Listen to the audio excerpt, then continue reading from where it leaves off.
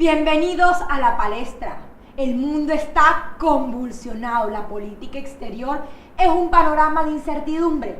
El día de hoy tenemos dos excelentes invitados que nos van a ayudar a vislumbrar qué es lo que se le viene a Colombia en este nuevo orden y concierto mundial. Tenemos a un experto en política internacional, política exterior, fue embajador. Aquí duraríamos todo un programa contando su hoja de vida, el doctor Arturo Gálvez. Bienvenidos a este programa, doctor, especialista en política internacional. Y tenemos a la columnista de opinión del portal Los Irreverentes, Ana María Abello. Ani, bienvenida a La Palestra. Muchas gracias, Stephanie. Hola, Arturo. Gracias. ¿Cómo estás? Un gusto estar aquí en esta mesa. Como les dije ahorita, el panorama internacional es incierto. Estados Unidos, Rusia, Venezuela, Turquía, China, Corea del Norte, Corea del Sur, armamento atómico, y Colombia atravesando por la consolidación, la implementación de un proceso de paz que cada vez encuentra más trabas a nivel interno del Congreso de la República. Sin embargo, doctor, quiero empezar lanzándola a la palestra con la siguiente pregunta. ¿Cuál es el panorama que se le viene a Colombia con el reciente anuncio en los Estados Unidos de querer volver a desertificar a Colombia? Bueno, es un punto bastante delicado, y en Cancillería, donde he permanecido mucho tiempo, ese era un tema que le teníamos mucho temor, porque se hablaba que la agenda se había narcotizado. La agenda bilateral entre Estados Unidos y Colombia se había narcotizado, y lo que teníamos era que sacarlo totalmente del tema central, porque había muchos otros temas que había que tocar entre Estados Unidos y Colombia. Indudablemente esto es un compromiso que tenía que cumplir el gobierno colombiano. La inversión que había hecho en el Plan Colombia, después de haber pasado la desertificación, era una inversión de 11.000 millones de dólares, los cuales debería haber cumplido el gobierno colombiano. ¿Cómo debía haber cumplido? Erradicar totalmente todo el cultivo de amapola, narcotráfico, absolutamente. Desafortunadamente el gobierno colombiano incumplió.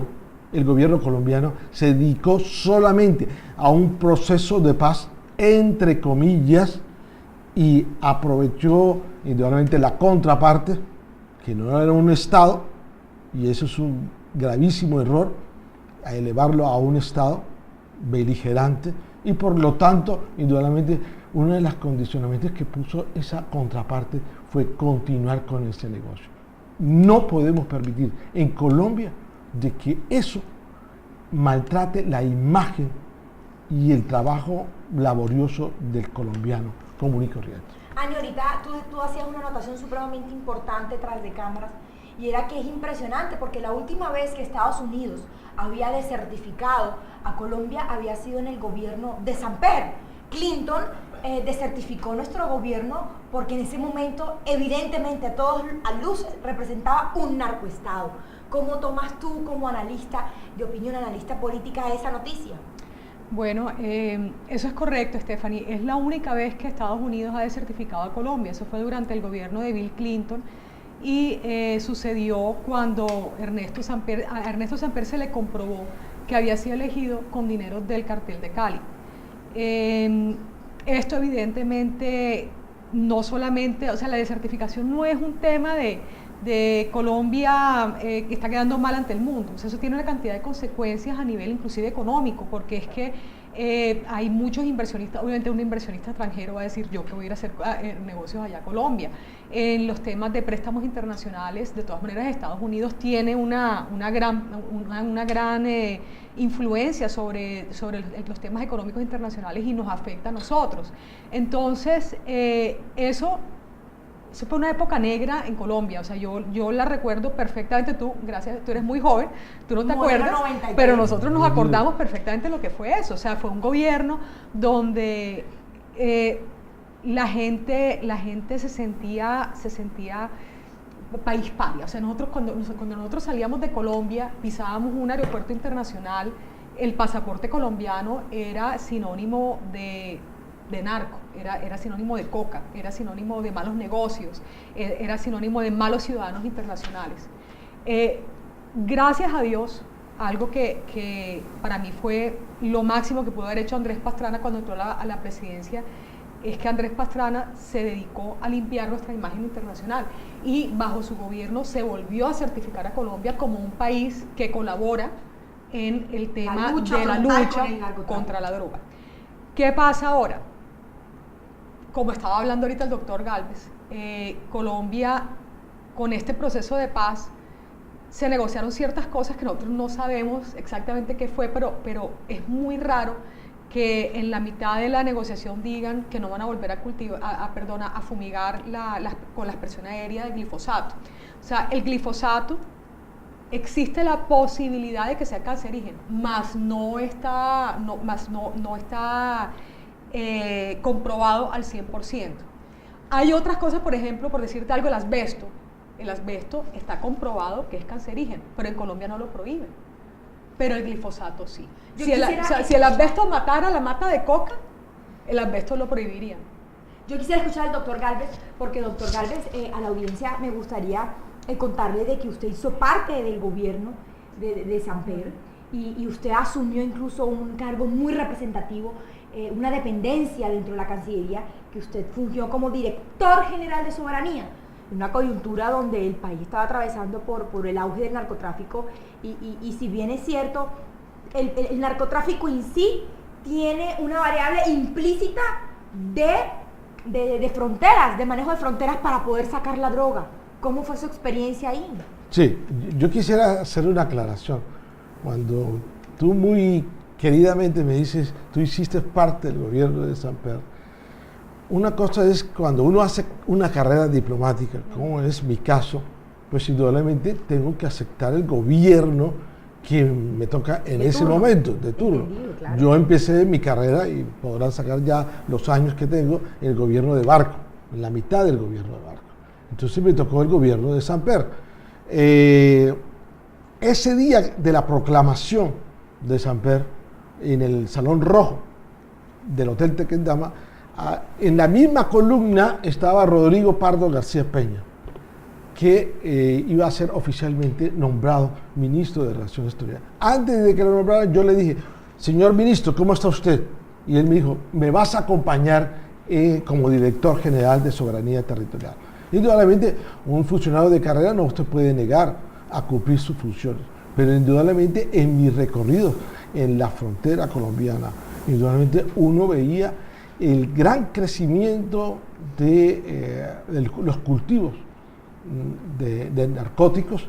Indudablemente uno informaba esto al gobierno colombiano, pero uno sentía un complejo enormemente cuando iba a los organismos internacionales y uno aclaraba, yo no pertenezco al gobierno de Samper, yo pertenezco a la carrera diplomática, que son dos cosas diferentes. Claro. Entonces, es una situación, como lo dijo Anita, bastante engorrosa, porque eso afecta, como lo dije al principio, la agenda económica, política, militar, que son realmente también muy importantes, no solamente el aspecto del narcotráfico.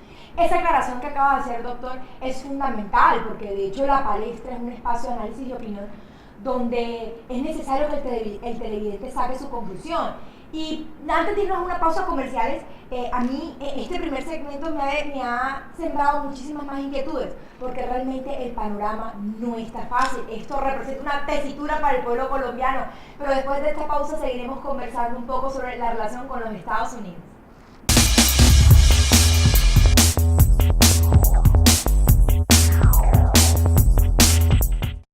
Seguimos en la palestra. Estábamos conversando sobre las repercusiones que podría tener Colombia con la amenaza de desertificación por parte del gobierno de los Estados Unidos. El gobierno de los Estados Unidos para nadie es un secreto que es un país determinante para la economía, la sostenibilidad, el progreso, el desarrollo de países en el continente latinoamericano. Para nadie es un secreto que los Estados Unidos es determinante para el desarrollo y la sostenibilidad de nuestro país. Doctor, el Plan Colombia, la lucha contra el narcotráfico frontal, después de estos procesos de paz, ¿se mantendrá, no se mantendrá? Esa era una de las grandes incertidumbres previas a la elección de Donald Trump? Hoy Trump es presidente. Lo más impresionante de Donald Trump, mucha gente habla que es impredecible. Eso es lo predecible de Donald Trump, que es impredecible. Entonces, ¿cuál va a ser su reacción? Eso va a ser un instrumento para cualquier negociación que él quiera hacer en América Latina. Señores, Colombia, los puedo desertificar. Yo necesito apoyo para asuntos, él no lo necesita, pero necesito en la Organización de Estados Americanos, en Naciones Unidas, apoyo para situaciones como la de Venezuela, situaciones como la de Bolivia, las situaciones de Ecuador, que se está mejorando, gracias a Dios, de Brasil, de Argentina. Entonces, indudablemente, ahí va a ser un juego político, diplomático, donde Colombia va, desafortunadamente, a convertirse nuevamente, que habíamos logrado superar eso, a convertirse en un peón más del tablero de ajedrez de la geopolítica. Venezuela, Ani, la Asamblea Nacional Constituyente se salió con la suya Maduro, la llevó a cabo a todas luces ilegal, inconstitucional. ¿Qué seguimiento le has hecho tú como analista? Te he visto muy activa en tus columnas de opinión al respecto. El tema de Venezuela la verdad, es el tema más triste que puede haber en Latinoamérica. Mira que Trump lo ha puesto muy encima en su agenda internacional, está Venezuela, inclusive por encima de Colombia. Ani, el doctor Galvez dijo algo fundamental, muy importante y que quedó grabado en mi corazón y en mi mente. Y es que lo predecible de Donald Trump es que es impredecible. ¿Cómo ves tú esa cualidad, atributo propio de él, a la hora de seguir tomando decisiones con base al Plan Colombia, que es tan fundamental y determinante para continuar la lucha en el narcotráfico de nuestro país? Trump es irrelevante en el tema del Plan Colombia. La realidad es que allá en Estados Unidos, a diferencia de Colombia, en Estados Unidos las instituciones son totalmente independientes. Allá las ramas de poder están completamente independientes y el tema del Plan Colombia parte del Congreso y no parte del Ejecutivo. ¿Qué pasa? Hay una cosa que Colombia va a tener que empezar a ver cómo va a hacer para responderle a Estados Unidos. El Plan Colombia viene dándole, yo no sé si Arturo tendrá la cifra, pero ¿cuánto le dará el Plan Colombia a Colombia? En total, durante todos los años, desde el gobierno de Pastrana hasta 11.000 millones. 11.000 millones, ok. De dólares. Yo creo que durante la época de Álvaro Uribe, pues se vio el resultado de la plata que entregaron. Durante la época de Juan Manuel Santos, ¿dónde están los resultados? Se triplicaron los cultivos ilícitos. Exacto, en nuestro país. Álvaro Uribe dejó el país con, creo que fueron 49.000 hectáreas de coca sembradas, y ahorita mismo se está hablando de 188.000, pero creo que son muchas más. Entonces, esa plata del Plan Colombia, que tiene una destinación específica, porque no estamos hablando de que ellos mandan esa plata para montar en yate a Timochenko ni en avioneta al otro, sino que es para combatir la droga. Yo quiero saber esa plata que se hizo. Y probablemente Estados Unidos se debe estar haciendo esa misma pregunta. Tengo entendido que ya dentro del Congreso, pues ustedes saben que Obama en un momento dado empezó a hablar con Juan Manuel Santos y a ponerse de acuerdo con que el Plan Colombia iba a ser una transición al Plan Paz. O sea, que ese dinero del Plan Colombia se iba a destinar al proceso de paz, a ayudar pues con el posconflicto, etc. Donald Trump no le va a comer a ese cuento, y el Congreso de Estados Unidos, que ya se dio cuenta que es que algo no está funcionando en Colombia con el tema de la droga, tampoco le va a jalar ese asunto. Ya se está rebajando la ayuda y es muy posible que si llegamos a un punto donde se certifica Colombia porque se comprueba que Colombia no está haciendo una ayuda efectiva en la lucha contra la droga, nos quitan todas las ayudas, pero no lo duden. Trump no se come ese cuento, doctor Galvez. A mí realmente me preocupa porque, más que Donald Trump no se come el cuento, ¿sabe qué me preocupa? Que es que ahora quieran cambiarle el nombre del Plan Colombia al Plan Paz, porque son por las repercusiones implícitas que hay ahí. Es decir, que ahora los dineros no se van a destinar con el propósito de combatir la droga, sino, por ejemplo, que hace parte para la consecución del bien supremo de la paz, brindarle seguridad a Timochenko y a Santrich. Entonces hay que financiarle, por ejemplo, los escoltas. ¿Cómo ve usted la destinación de esos dineros? Hay un aspecto que el pueblo colombiano y el gobierno colombiano oculta enormemente. Al solicitar el gobierno colombiano, en especial el gobierno de Santos, su ingreso a la OECD, óigase bien lo que yo estoy diciendo, Colombia automáticamente, ya han pasado 3 años, va a ser admitida en la OECD. Cuando sea admitida en la OECD, todos los países retirarán cualquier tipo de cooperación, porque todo lo contrario, Colombia, como entra a un club exclusivo, tendrá que dar cooperación a los demás. O sea, prácticamente la única cooperación que recibiría sería de los Estados Unidos por el renglón del narcotráfico, por combatir el narcotráfico. O sea que la situación de Colombia se agrava enormemente por pretender aspirar a un club sin haber cumplido todavía todos los requisitos y los estatus para pertenecer a la OECD. Doctor, pero esa información que usted nos da es supremamente importante y a mí lo personal me preocuparía que de manera tan prematura Colombia en estas condiciones ingresara a ese club exclusivo como lo es la OECD. ¿Por qué, doctor? Porque usted sabrá más que yo en esto, de que la OECD es un club exclusivo. No es en vano, es porque los países que hacen parte de esa organización manejan un nivel de un producto interno bruto y una distribución per cápita supremamente alta, son altamente competitivos. Colombia llegaría en total desventaja. Es tanto, Stephanie, te lo aclaro enormemente.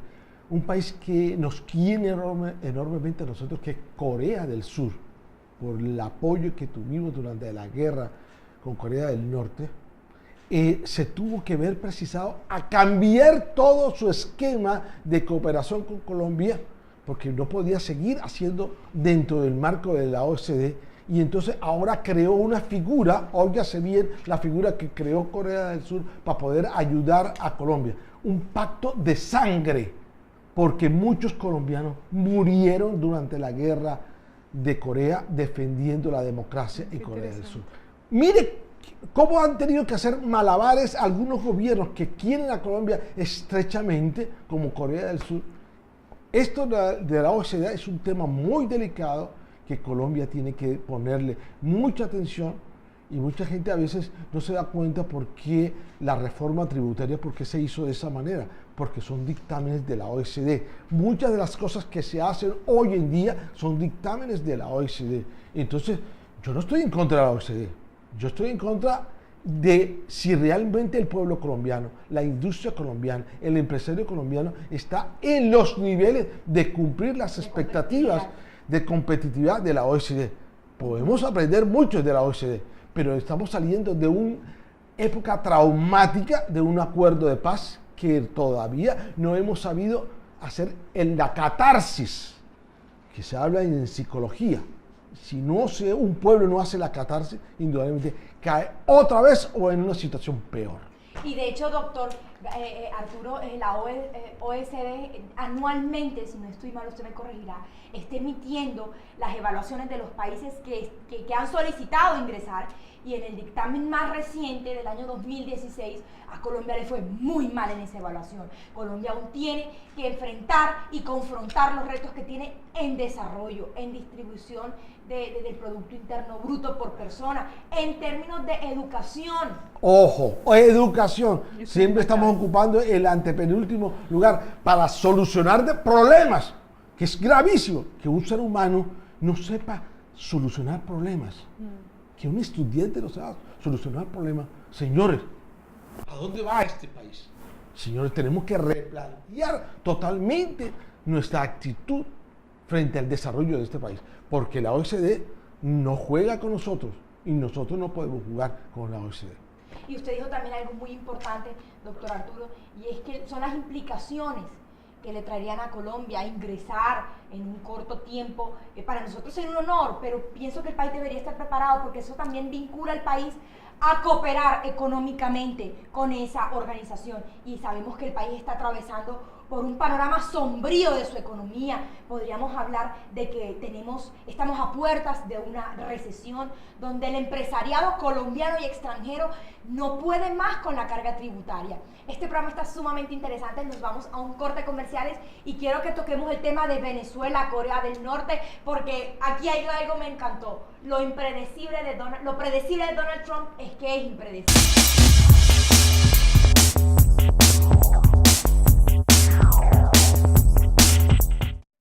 Seguimos en la palestra. Son muchos los retos que va a tener que enfrentar el próximo presidente de este país, el próximo año, elecciones 2018. Actualmente hay un tema que no quiero dejar pasar ni desaprovechar la oportunidad de tenerlo aquí, doctor Gálvez, y es el tema de los venezolanos.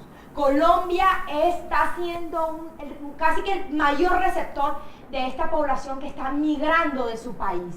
La Cancillería no ha escatimado esfuerzos, aunque a mi juicio creería yo que ha podido hacer un poco más, ser más eficiente, pero a su juicio, ¿qué medidas se han tomado o se deberían tomar con esta población, teniendo en cuenta que ya representa un problema social y económico porque están desplazando la mano de obra nacional? Sí, esto es un tema muy delicado, realmente, que la Cancillería lo está manejando realmente con mucha prudencia. En cuanto a la migración de los venezolanos, también hay que reconocer que esa migración hay que, desafortunadamente, no me gusta usar esa expresión, hacerle estrato 1, 2 y 3. Los estratos 1 se están yendo a los Estados Unidos. Los estratos 2 se están yendo a México o Brasil. Los estratos 3 se están yendo a otros países. Y realmente el estrato de los más bajos se está viniendo a Colombia. Esto es una desventaja indudablemente para el trabajador colombiano que gana muy poco o que realmente está tratando de salir adelante con su nueva profesión, que sus padres hicieron un gran esfuerzo en matricularse en la universidad, graduarse, y enfrentan con una persona que prácticamente se vende por un sueldo muy por debajo de lo que estaba ganando un profesional en Colombia. Eso es muy triste, pero tiene cosas positivas en el sentido en que los venezolanos siempre han visto que el colombiano era el que iba a Venezuela. Y este país nos tendió la mano en su momento. Tenemos una deuda de gratitud con el pueblo hermano de Venezuela. Y en el plano internacional, nosotros no podemos olvidar los temas pendientes. Yo, como exdirector general de Soberanía Territorial, tengo muy en mi corazón, porque me tocó trabajar directamente en la cuestión del Golfo de Venezuela, que está pendiente. Tenemos 32 puntos en frontera, esto lo puedo decir públicamente, no para delimitar, sino para definir su demarcación y densificación de hitos, pero esto nos lleva mucho tiempo y empezamos del sur hacia el norte. ¿Por qué toco ese tema? Porque el venezolano creía que era el que le estaba haciendo el favor a Colombia y había un estereotipo de los colombianos en Venezuela. Ahora, Dios sabe cómo hace sus cosas. Yo soy creyente y ustedes me disculparán, pero Dios sabe cómo hace sus cosas.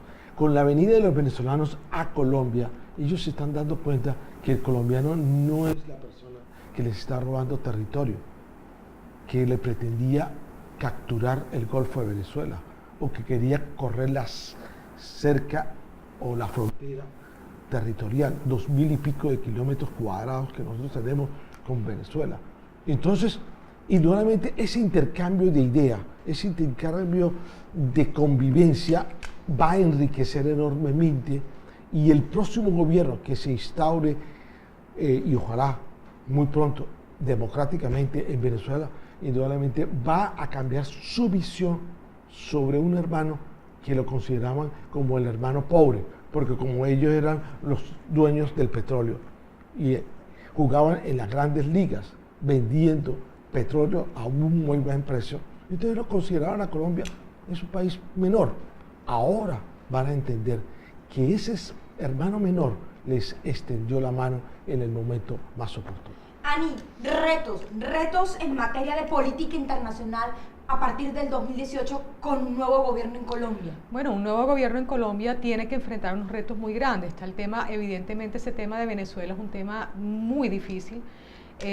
Algo que yo creo que también es importante decirlo, o sea, la diferencia entre la migración venezolana y la migración colombiana es que la migración colombiana fue paulatina, o sea, eso fue algo que fue pasando durante muchísimos años y de a poquitos. Esto ha sido un éxodo. Claro, esto fue un éxodo enorme, donde no solamente vinieron venezolanos a Colombia, sino que también regresaron muchos colombianos que se habían ido durante todos estos años, y esos colombianos regresaron con sus familias, ya ellos que se sienten muy venezolanos, pero finalmente vienen con su ciudadanía colombiana a exigir como deben hacerlo sus derechos como colombianos en nuestro país.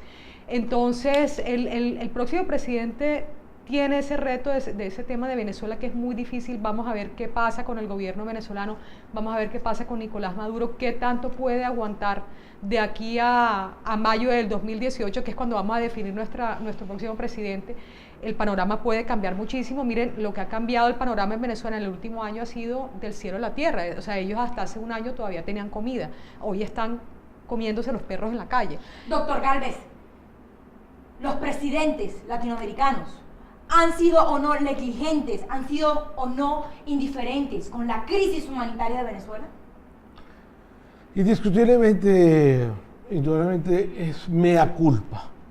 Patrocinaron por mucho tiempo lo que ellos mal llamaban la izquierda del siglo XXI. Y realmente era un insulto a la inteligencia latinoamericana. Y ellos se hicieron la vista gorda. Brasil, Bolivia, Chile, Argentina, Ecuador, todos se hicieron la vista gorda. Hoy en día están pagando las consecuencias de lo que sucedió en Venezuela. Indudablemente la comunidad internacional también está pagando, porque China y Rusia indudablemente también se hicieron la vista gorda frente a lo que estaba ocurriendo al interior de Venezuela. Todos sabíamos muy bien a dónde iba el camino de Venezuela. Nadie descubre nada nuevo en Venezuela. Sabía muy bien que el señor Chávez seguía los derroteros del señor Chávez, de los Castro. Y los Castros están en este momento enquistados con más de 25.000 personas, asesores dentro del territorio venezolano, que son los que sostienen en estos momentos a Maduro. Maduro, el único opción que tiene, si en algún momento quiere abandonar el gobierno, es tener que huir hacia La Habana. Doctor Gálvez, muchísimas gracias por habernos acompañado en este programa. Igual a ti, Ana María, hay muchos más temas que agotar y aquí nos seguiremos viendo en la palestra. Gracias a ustedes por su sintonía y recuerden que cuando veamos las barbas de nuestro vecino arder, es momento de que pongamos las nuestras a remojar. Muchísimas gracias.